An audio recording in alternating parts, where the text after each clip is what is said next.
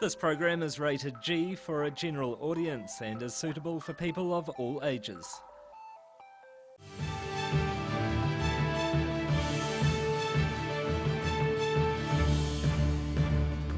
In this edition of Southern Newsweek, recommendations by the Chief Coroner will change the way family violence cases are handled by police.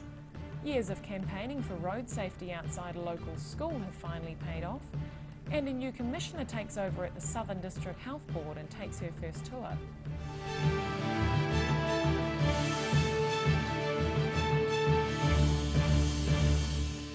Kia ora, I'm Holly Buchanan.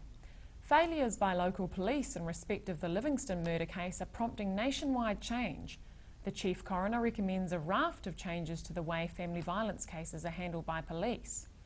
And in Dunedin, the top cop says officers have already learned from their mistakes. Southern Police accept the coroner's findings into the deaths of Alan, Bradley and Edward Livingston.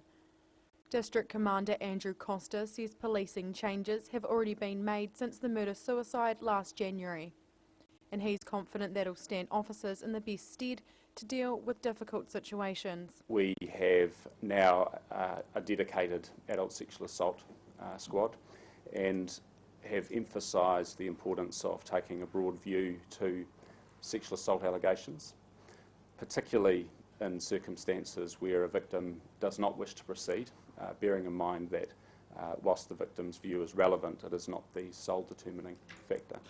Costa says in cases like the Livingston one, there's often no singular incident that raises a red flag, and a person's entire history must be taken into account when assessing whether they pose a risk. And that's something police are working to make easier. We aim to put these pictures together so that we can understand these situations, and that's the family violence interagency group is the one that primarily would be responsible for doing that in a family violence context. The coroner found multiple failures by the agencies in place to protect the Livingston children and their mother, but says the ultimate blame lies with the children's father, Edward Livingston. Costa says the Dunedin Family Violence Office deals with over 2,000 cases each year, and although mistakes are made, they're becoming less common. We are exercising judgment on difficult cases every day of the week. We won't always get it right, but our goal is to always improve, and I believe that the changes we've made will position us well to do that. Police aren't doing anything about the sharing of conviction information between New Zealand and Australia. Costa says that has to be driven by Parliament. Ruby McAndrew, 39, Dunedin News. The mother of a Dunedin man who died inside the Otago prison is preparing further legal action over his death. She's disgusted with the fact no one is being held responsible for what she calls criminal neglect, and that's despite criticism from the coroner. Victoria Davis farewelled her firstborn Jai a little over 4 years ago. Her son died in the Otago Corrections Facility on Valentine's Day 2011, just before his 31st birthday. And years later, she's still fighting for justice. But I'll be taking it as far as it goes. The coroner's findings into Jai's death have just been released, criticising police and corrections for failing Jai while he was in their care, and individual staff are implicated. But Davis says that's of little consequence. I feel it's a bit of a whitewash. Corrections have said that they've made changes to their procedures. However, some staff didn't follow those procedures, or my son would have been still alive. So her legal battle continues in an effort for corrections staff to be held accountable. This isn't a systemic breakdown. What happened to my son was criminal. They had a duty of care to him. Police say the evidence against prison staff doesn't meet the threshold for prosecution, a view Davis rejects. I want justice. The police commissioner knows that there's plenty of evidence to charge these people. And she says the only reprimand to date is a written warning to one prison guard. I just find it so awful to think that there are staff in corrections that are playing judge, jury and executioner. So she'll press on because while authorities work to put the case behind them, the pain and sense of injustice continues for Davis and her family. Rosie Mannins, 39, Dunedin News. A local school is celebrating a small victory concerning road safety following years of campaigning. A raised crossing platform is being installed outside Sawyers Bay School to slow motorists. And the principal hopes it'll set a precedent for other schools with the same problem. Contractors are finally making this school safer. Until now, there's been nothing to slow motorists outside Sawyers Bay School. And that's changing thanks to Principal Gareth Swit, but only after proving the risk to pupils. We had to be persistent and push for a road survey, and the survey sort of confirmed our beliefs that yes, cars do travel very fast past the school. Swit says the crossing's a necessary precaution. Survey results show the average motorist speeds past the school, and some have even been clocked going more than 70 k's. We're trying to be a little bit preemptive. There has been a few near misses, thankfully, because the parents and the community are quite diligent. There hasn't been any accidents, thank goodness, but this was a really good step in making sure that there remains no accidents. He says the school community's campaigned for the crossing for over 3 years, and council's suggestions for alternative measures haven't made much of an effect. It took some negotiation with the council. This is the solution that we thought would solve the problem, but we've gone through the council process trying a couple of other traffic calming solutions first to find that there wasn't much, it didn't work as well as what we hoped that the crossing would. The school's paying a third of the estimated $10,000 crossing, with the rest coming from council and community board budgets. And while Swit says he's comfortable with that, he thinks such infrastructure should be mandatory. A lot of children cross, and it seems a no-brainer to have provisions in place to keep them safe. And a little bit safer is what Sawyers Bay pupils will be, just as soon as work's complete on this crossing in about a week's time. Ruby McAndrew, 39, Dunedin News. A $50,000 computing facility is officially open at Carisbrook School. The high-tech studio is already being used by pupils to connect with their peers around the world. And staff hope it inspires similar setups elsewhere. Cutting the ribbon on what school staff and MPs alike see as a game changer. Carisbrook School's now officially home to the first high-tech learning studio of its kind in the South Island. And Director of Learning Kane Milne says the key benefit is children are using technology to create. Instead of our kids just consuming it and just being the recipients of the media that's out there, they're actually creating the media. They're getting creative confidence and to be able to actually say, well, I can make that, or there's no reason why I can't do what other people are doing. Milne says pupils are taking to the equipment like pros, exploring new ways to be creative online while in a safe environment. And he wants to see the initiative expanded throughout the South Island. There's so much creativity and so much capacity of our young people in the South that studios like this are going to be huge. Local pupils are connecting with their counterparts throughout New Zealand as well as overseas. Principal Ben Sincock says they've now got new ways to share their work and get answers and support from others their own age. Students are now linked into students from all over the South Pacific. They're looking at and sharing work that they're doing with students from Fiji, Hawaii, and we're about to move into the west coast of the States. And our students are making links with those students. They're learning from each other. With the studio now officially open, Sincock hopes other schools and communities are inspired to introduce similar concepts, helping to connect even more youngsters in the Deep South with the rest of the world. Ruby McAndrew, 39, Dunedin News. And there's no quick fix for the Southern DHB, even as its new commissioner takes charge. She's just toured Dunedin Hospital with her 2 deputies and the Health Minister. And they say it's likely to be some time before the organisation's sizeable deficit is reined in. Fronting up to the media, Health Minister Jonathan Coleman details his plan to get the Southern DHB back on track. He's sacked the board and put local legal consultant Kathy Grant in its place. It's her first day on the job, and the challenge ahead of her is already sinking in. What we need to work towards is really putting in place a model that is both clinically and financially sustainable in terms of delivering health outcomes for people in this part of the South Island. Speaking with those people's been a big part of Grant's first day. She's toured the hospital with her deputies and the health minister, and they've spoken with clinical leaders and patients, a tactic the minister says is important for the board's future. There's going to be a lot of engagement, not only with the public, but also with the people doing the clinical work right across the District Health Board in primary and secondary care. But it's all about making sure that we are continuing to deliver high-quality clinical services for the people of Otago and Southland. The elephant in the room is the DHB's forecast deficit for the next financial year, estimated to top $40 million. Coleman says once the final number's known, costs can be analysed to determine responsibility. There's a lot of work to do. It's a long-term process. It's like turning around an ocean liner.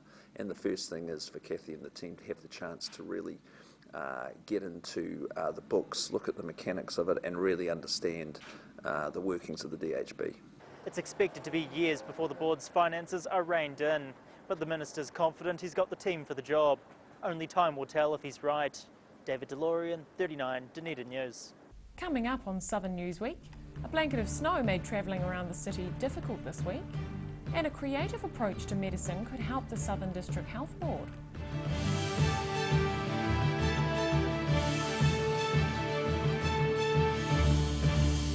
Moving around the corner, overseas, Best Removals Otago Limited, specialists in household removals and business relocations, as well as packing materials, secure storage.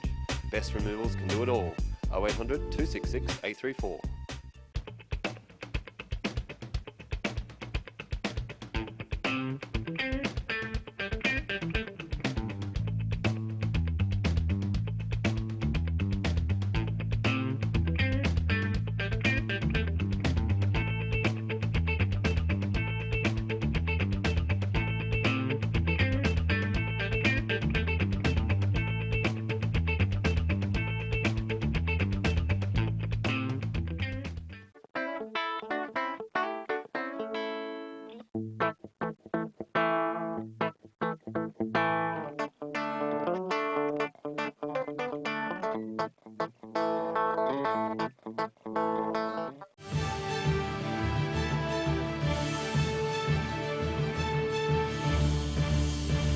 Snow blanketed the city earlier this week, particularly in the hill suburbs. An overnight snowfall was the latest in a string of extreme weather events from which residents are slowly recovering. And it resulted in police issuing stern warnings about dangerous driving conditions. Locals woke up this morning to a winter wonderland, with snow covering a large chunk of the city, including Brockville and Walkery. While some played, others worked, including motivated mailman Ray Knox. Well, we've got our full round to do, and quite a few of us actually doing extra today because we're a bit short-staffed, but yeah, hopefully they all go all right today. Primary and intermediate schools have had a late start today, with pupils braving the cold to get to class at 10 a.m. Even these fellas behind me are wrapped up warm. Roads and footpaths are icy, so anyone travelling today is urged to be careful. Police say most motorists are taking care, but there's always a small minority that drive dangerously and create problems. We've had about 5 minor crashes, including one car in the harbour at Deborah Bay, but generally the locals are starting to realise that it is winter and they are driving to conditions. 3 Mile Hill was closed for most of the morning, with the road opening just before midday, and warnings have been in place for other roads around the city. Meteorologists say there's potential for black ice to form overnight as temperatures drop into the negatives, and that's prompting further warnings from police. Listen to the forecast and make sure if you're working you have a snow plan with your boss and your boss has a snow plan with you. So whether you need to come in or can come in a bit later, have something in place. This snowfall is being blamed on some unusually energetic weather systems, and that's also brought the recent flooding. It's unlikely the city will get any further significant snowfall this week, but residents are urged to stay prepared, especially for frosty mornings. David DeLorean, 39 Dunedin News. A team of entrepreneurs are crowdsourcing hundreds of thousands of dollars to take their product to the world. Their prototype wind turbine is gaining traction overseas after substantial research and development. And as production ramps up, it's the Dunedin economy that's set to benefit. taking a hands-on approach. Local company Powerhouse Wind is making small-scale wind turbines as interest in the product grows.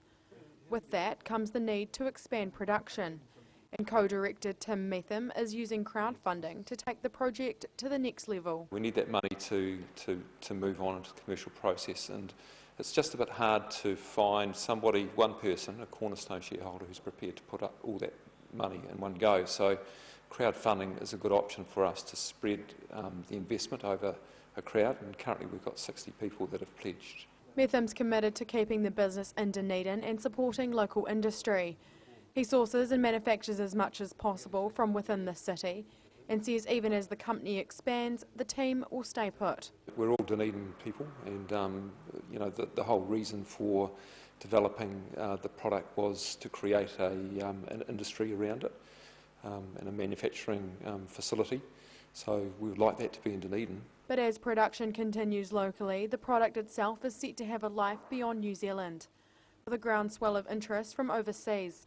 And Meetham says it's the remote and developing countries which could benefit most. We've got interest from aid agencies, and particularly a really strong one from the Solomon Islands, where they want to power some villages over there, some work centres that they're operating there.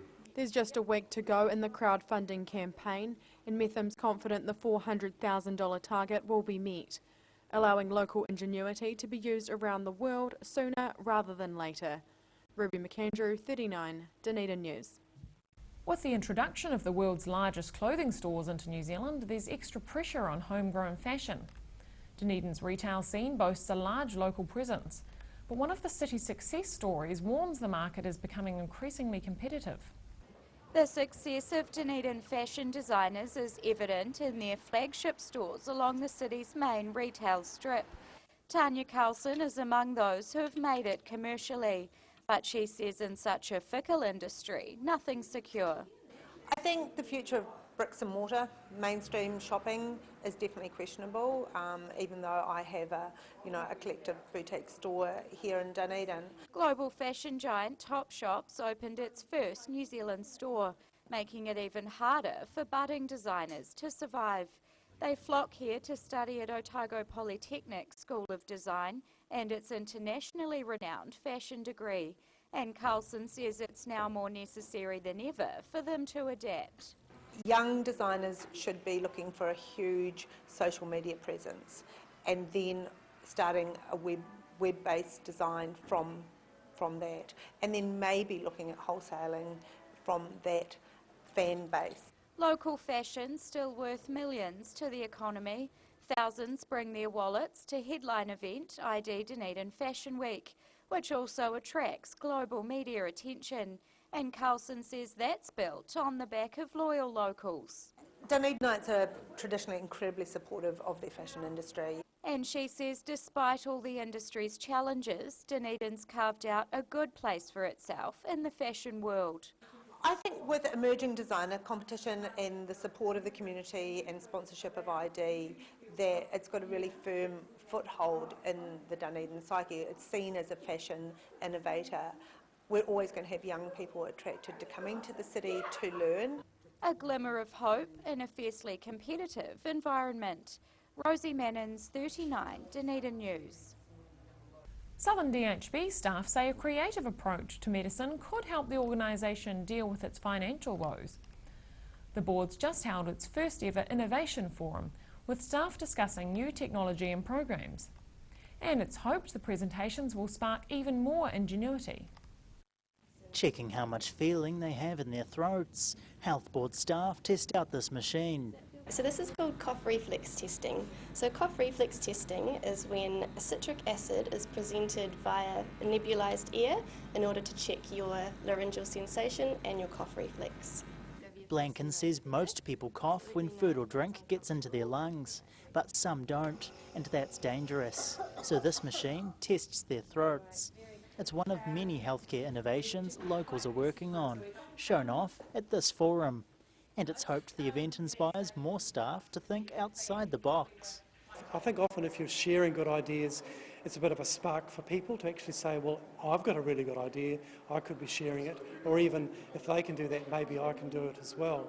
So often this sort of thing sparks some interest and energy and enthusiasm. Metcalf says the innovations being discussed include new locally developed dressings for people with cancer. They're revolutionising radiotherapy, making treatment less painful. And he believes such local inventions could be the secret to tackling the DHB's financial problems. There's quite a bit of talk around money and so on at the moment, but this is one way that we really want to focus on using the money in the best way, but actually more than that, doing the best for our patients.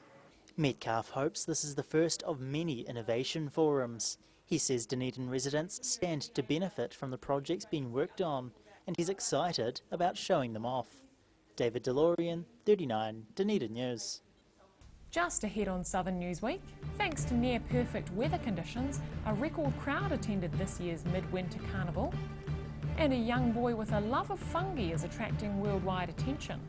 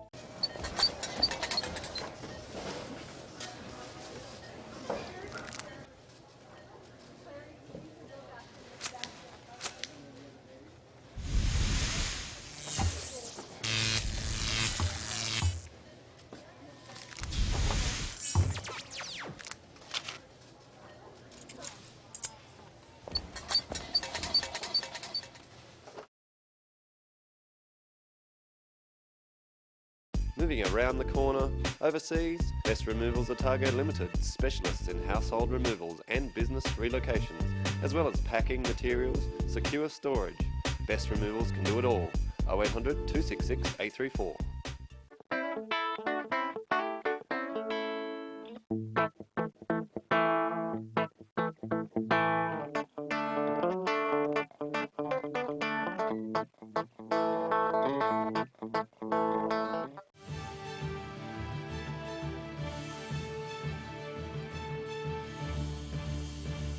Welcome back. A record crowd at this year's Dunedin Midwinter Carnival is being put down to perfect weather conditions. Hundreds of families rugged up to celebrate the year's longest night, which was cool but clear. And they contributed to one of the city's most colourful annual displays. Lighting up the Octagon for the longest night, thousands of people crammed the central city for the Midwinter Carnival. And this year's garden theme brought out some fitting, if a little mysterious, costumes. It's supposed to be like a Victorian England garden, I don't know, something, not too sure. It's the third year she's been involved through her school, and she says performing isn't too tricky. Just spin around and look good. It's estimated that somewhere between 10 and 15,000 people gathered in the central city for the carnival. More than 1,000 were in the procession, including about 120 performers, some of whom were converts from previous crowds. Yeah, I came to watch it last year, but yeah, this is my first year performing. Others are more seasoned. I've been in it for 4 years, still walking, and done it since I was a toddler. But it seems even experience doesn't stop pre-performance jitters. Yeah, really looking forward to it. A bit nervous as always, but should be fun. Many of the hundreds of lanterns were made by local children, paraded alongside larger, more complex creations from Dunedin artists, all working to make this year's event the biggest yet, both in terms of the procession and the onlookers. Rosie Mannins, 39, Dunedin News. Local school pupils are fine-tuning their robotic creations for a national competition. Several Dunedin youth have won categories in this year's RoboCup Otago contest, and they're making the most of what they've learned after battling alongside more than 100 junior inventors. Built from a young imagination, This robotic spider with a shooter tail is the brainchild of 11-year-old Dunedin pupil Tobias Devereaux. It's one of 3 robots he's created for this year's Otago RoboCup, and he says it's not easy getting a robot to the competition stage. I think sometimes getting the right pieces in the right place, sometimes finding the right pieces. So I had to rebuild one part of my robot because it wasn't working, and really annoying if it's not quite right. The annual event celebrates children's use of science, mathematics and technology in a fun way. Organiser Bill Boyes says it's also an educational opportunity for entrants to learn from leaders in the field. The students are programming robots, usually in schools, sometimes in clubs, sometimes associated with university, after school clubs, and so RoboCup is all about students having an opportunity to learn about robotics, to learn programming. He says the competition serves as a test for pupils to see if everything they've worked on can come together successfully. And Boyes says the young participants put plenty of time and commitment into it. Some of these students have of course been working on these on robots like these ones, so this is their 3rd, 4th, 5th competition, and so they've put a lot of time into this, and so they're really getting quite good at it, and it's just their passion. As a category winner, Tobias says his passion for robotics will continue to grow. And although winning's great, what makes the competition fun is seeing everyone else's ideas. I can show what I've been doing for like a long time to other people, so I can perform it, and so I can see other people's performances and what they've done, their robots. Tobias and several other local winners are now thinking ahead to the national competition in September, with a few months up their sleeves to further fine-tune their robotic creepy crawlies. Ruby McAndrew, 39, Dunedin News. And finally, a passion for all things scientific is having unexpected benefits for a local 6-year-old. He's attracting worldwide attention for his nature documentaries, and that's leading him in the direction of an interesting career. Scouring the garden for the best mushrooms. For 6-year-old Jordan Turner, learning about fungi is more than just a passing interest. He publishes his findings online, inspired by every documentary he can get his hands on. I watched a DVD called Planet Earth, and it had lots of cool mushrooms, and I was obsessed in the universe when I watched a DVD called How the Universe Works. Jordan's family moved to Dunedin from Singapore almost a year ago, and mum Dora Yip says the transition has only amplified her son's passion for science and nature. We gave him a camera last year, and with that, I think it just sort of opened up his whole world. And every nature walk we've done since then, there's been like limitless possibilities of fun for him. Jordan's also learning how to become a fully fledged mycologist when he grows up, and Yip says the progression's made easier through his documentaries, which allow him to connect with like-minded people worldwide. He's now linked up regularly with the author of his favourite book, A Photographic Guide to Mushrooms and Other Fungi of New Zealand. So the author and him are like in contact, and as well as an amateur mycologist from the Netherlands who reached out to him via one of his YouTube videos. So that aspect has been truly amazing. While fungi is his main focus, Jordan's planning several new documentaries about a variety of scientific topics, including the stars. I like learning about how the universe works and black holes and stars. Yeah. And I also like learning about planets and life. The release date for Jordan's latest documentary has yet to be confirmed, keeping his online fans in suspense as they wait to learn more from this passionate budding expert. Ruby McAndrew, 39, Dunedin News. And that's all for this edition of Southern Newsweek. Please do visit our website dunedintv.co.nz, where you can download Southern Newsweek and watch individual clips of 39 Dunedin News, webcast the show, or even download it as a podcast. I'm Holly Buchanan. Thanks for watching.